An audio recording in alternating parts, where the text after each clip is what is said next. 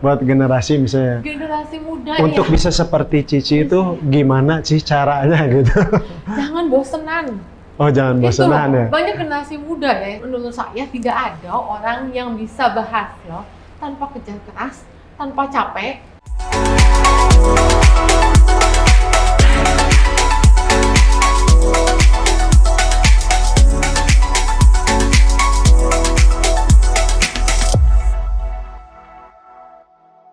Halo semuanya, hari ini kita lagi bareng bersama Ciana.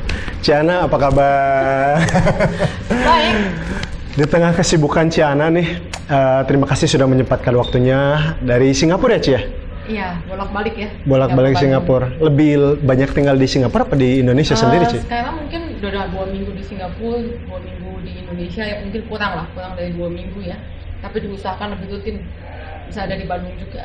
Oh gitu. Ya, Ciana silahkan memperkenalkan diri. Ciana itu siapa dan sekarang sedang mengerjakan apa, Ci? Oke, nama saya Rosiana Basuki, di mana orang biasa manggil saya Ana. Saya anak kedua dari grup Toserba Jogja, di mana kalau di Bandung orang selalu mengenalnya Toko Jogja. Sekarang memang saya lebih banyak di Singapura. Di Singapura juga saya mengembangkan batik. Batiknya itu merek Hoki Closet, dan saya sudah punya second brand untuk di retailnya dengan merek Nyokyo. Oh, Ci mau nanya nih, kan Cici ini di Indonesia ini bisnisnya sudah sangat banyak ya, Ci ya. Maksudnya apa yang membuat Cici itu masih pengen ke Singapura, Ci? Mimpi. Mimpi. Kenapa Kalau tuh? dikasih mimpi ya. Mimpinya apa tuh, Ci? Mimpinya saya selalu ingat ketika saya masih kecil gitu loh. Saya bilang papa saya itu orangnya selalu memberikan saya mimpi. Waktu kecil mungkin ketika SD, papa saya bawa saya ke Singapura. Ya, dia selalu memberikan satu pelajaran dengan cara memberikan banyak experience. Dimana experience-nya ini sebenarnya beliau itu memberikan satu motivasi, tapi secara tidak langsung ya. Mungkin secara ke saya pribadi sangat kena, tapi mungkin ke anak yang lain agak berbeda cara adaptasinya ya.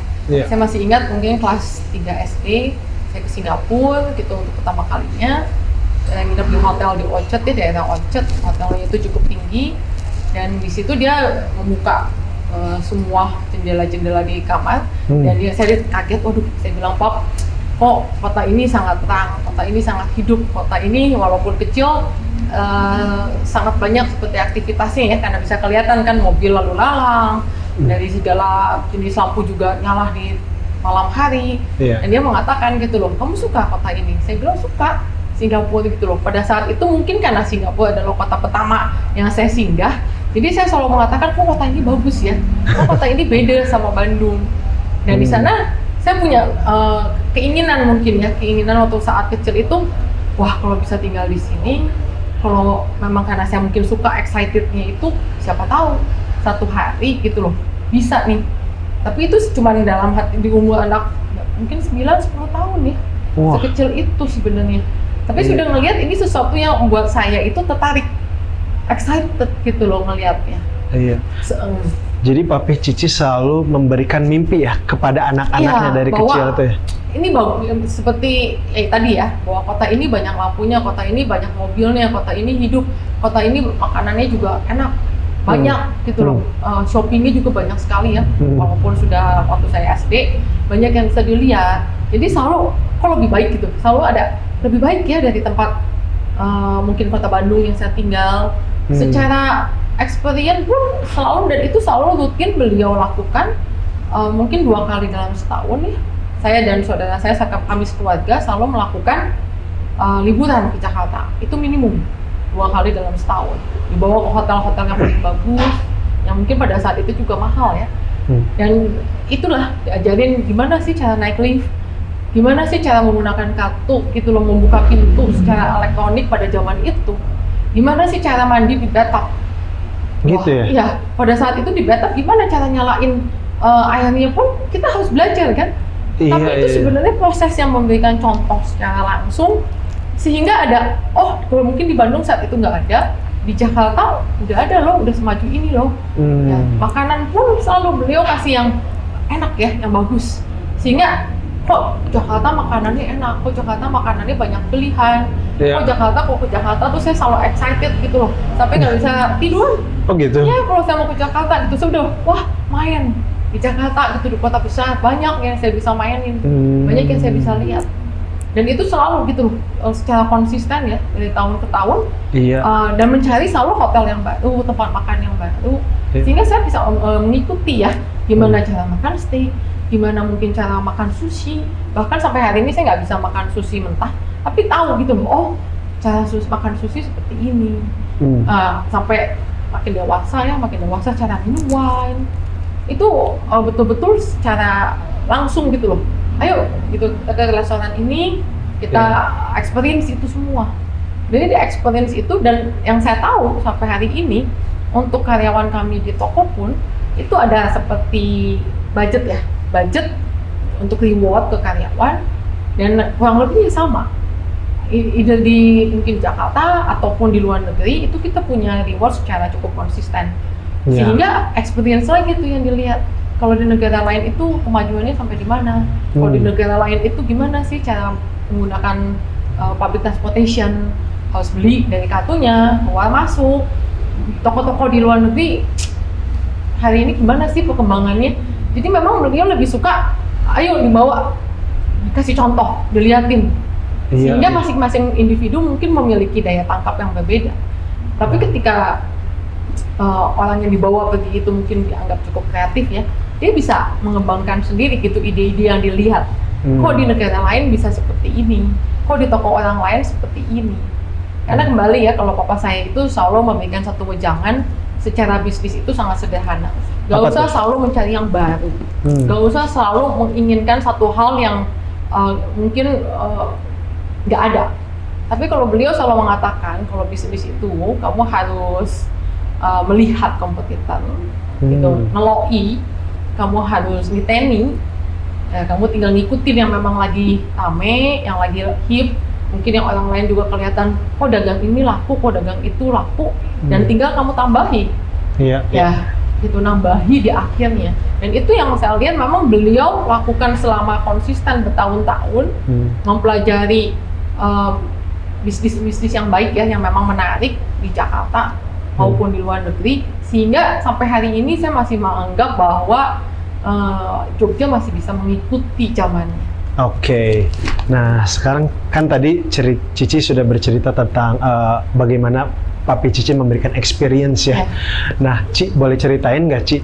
Kan kita nih mau tahu nih sejarah Jogja itu dari awal bisa sampai sebesar ini kan kurang lebih kalau boleh tahu outletnya ratusan ya Ci ya?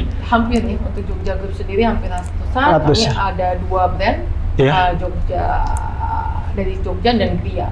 Bedanya mungkin Jogja ukuran tokonya itu lebih besar dan komplit secara format. Kita ada jual supermarket, kita ada jual juga fashion, kita juga ada food court, area bermain anak-anak. Di satu lokasi. Untuk Gria sendiri memang formatnya lebih kecil, biasanya sekitar 1000 ke bawah, dan biasanya adanya banyak di perumahan. Ada juga brand lain Yomart kan ya Ci? Iya betul, di minimarket kita punya Yomart yang jumlahnya udah 350 toko ke atas ya. Luar biasa. Cici mau cerita tentang company Cici, Jogja, Gria, Yomart itu dari misalnya awal itu maksudnya dari awal sebenarnya mungkin ya memang kadang nasib orang udah ditentukan ya, percaya nggak percaya. Ya mungkin dimulai kalau dari awal itu papa dan mama saya ketemu di Unpar karena mereka ngambil jurusan ekonomi, kampusnya juga di Parayangan Unpar di Cibuluit. Ketika mereka lagi pacaran, mungkin karena papa saya sering ke rumah mama saya yang adanya di Ahmad Yani, ternyata opa saya, engkong saya itu jualan batik tokonya, jualan batik, di mana kain-kain batik itu memang ambil dari kota Solo, dari kota Jogja. Karena mungkin engkong saya itu orangnya nyeni, dia tidak hanya punya toko batik, tapi dia punya anak wayang. Anak wayang, memang tarian wayang seperti mungkin tari-tarian ya. Dia mengatakan anak wayang itu di jalan Ahmad Yani belakang, gitu loh. Sehingga mama saya pun bisa nari, mama saya juga jadi anak wayangnya, dan dia dilitit gitu wayangnya ini dengan kain-kain batik. Dia menjual kain batik ya. Dan ketika opa saya meninggal, tokonya diwariskan ke mama saya, dan mama saya menikah dengan papa saya. Nama Jogjanya tetap dipakai sampai hari ini karena membawa hoki yang baik, tetapi memang bentuk formatnya udah jauh berubah sampai kebutuhannya mungkin kalau hari ini masih kebutuhan kelontong ya. Toko serba ada lah basic. Tos serba. Iya, Iya. toko serba ada. Iya. Kan kalau saya baca dari sejarahnya itu toko Jogja itu tahun 48 ya, Ciana ya betul? Itu dari Opa Ngong ya? Iya. Iya, betul. Nah, abis itu tokonya tuh hanya satu ya selama beberapa periode Betul, ya? kalau dihitung dari tahun 48 itu berarti hanya satu sampai di tanggal 28 Oktober 1982. Baru itu setelah di take over oleh Papi Cici baru Papa, terus berkembang. Dan dikembangkan itu di Jalan Sunda. Jadi kalau ulang tahun Jogja itu adalah toko Sunda. Ya, Toko adalah Sunda. lahirnya toko Jogja di Jalan Sunda. Mungkin bentuk formatnya itu udah gak sekecil dulu, bentuk formatnya itu lebih besar dan sudah mulai menjual berbagai macam kebutuhan. Udah lebih komplit. Ya udah mulai ada fashion, udah mulai jual supermarketnya juga udah lebih banyak macamnya, udah mulai juga ada food court di dalamnya. Ya, dan kami itu tinggal di belakang toko itu, di dalam toko itu bahkan di belakang ya. Ya gitu kami anak-anaknya ya di situ setiap hari. Iya. Mainnya di toko. Ci, apa yang membedakan kakek Cici sama Papi Cici? Kan kakek Cici mengembangkan toko, mungkin ada profit apa, tapi tokonya tetap satu. Tapi kenapa pada saat dipegang Papi Cici itu tuh bisa? Masih sampai sekarang. Iya. Sampai sekarang. Karena balik lagi, kalau engkau mungkin karena dia orang seni ya, dia lebih ke art gitu loh, lebih piece of art. Lebih senang karena hobi batik itu motifnya macam-macam gitu loh, kayak lukisan. Warnanya juga macam-macam. Ketika dipegang ke papa saya diteruskan, mungkin papa saya lebih adaptif. Ya, lebih adaptif ngeliat gitu loh, kok jual kain batik udah makin lama makin sepi. Mungkin selama ini itu hanya di lebaran. Sehingga si papi bilang, yuk coba-coba deh kita jual yang lain. Mungkin yang lain lebih diminatin. Ya. Waktu itu apa tuh Ci yang diminati? Waktu itu di awal-awal itu ya inget dari cerita si papi ya. Papi mami itu mungkin mulai jual pensil alis, di situ mulai jual kosmetik ya di zaman itu ya gitu loh, dan dilihat bahwa orang kok lumayan tertarik gitu untuk beli, mulai jual baju-baju anak. Jadi tidak hanya berbasis batik, itu apa aja yang dicari orang itu akan dicoba untuk dicari. Kalau konsumen menanyakan ada nggak ini, ada nggak itu akan dicari gitu, barangnya itu akan dicoba untuk dijual. Wah, luar biasa. Iya. Ci, selain nama toko Jogja yang diwariskan ke generasi selanjutnya tuh nilai-nilai apa sih dalam berbisnis? Itu yang dari Ngkong ya. Ini udah masuk ke generasi siapa nih, Papi mungkin ya. Generasi dari kedua nih ke Papi. Kalau dari saya pribadi mungkin dia selalu memiliki satu moto ya. Kita kalau berbisnis itu jangan merugikan orang lain. Itu selalu dipegang. Kita harus jujur. Ya, begitu kita setia mengkomitmenkan apa yang kita lakukan hari ini, dan kita juga harus selalu rendah hati. Berapa besar pun mungkin bisnis ini jadi berkembang, karena mungkin tidak ada yang menyangka juga ya berjalannya Jogja, lahirnya Jogja sampai hari ini bisa sampai demikian besar, memiliki karyawan juga 15.000 karyawan. 15.000 ya? 15.000 itu average ya. Sampai hari ini tokonya menyebar sampai sudah di Jawa Tengah juga. Itu satu berkat ya, satu blessing gitu untuk keluarga saya. Jadi ya memang itu yang selalu dipegang teguh. Jadi saya lihat memang, dan komitmennya, konsistensi, komitmen untuk mengembangkan, sehingga beliau nggak punya bisnis lain. Memang hanya format bentuk supermarket sampai hari ini.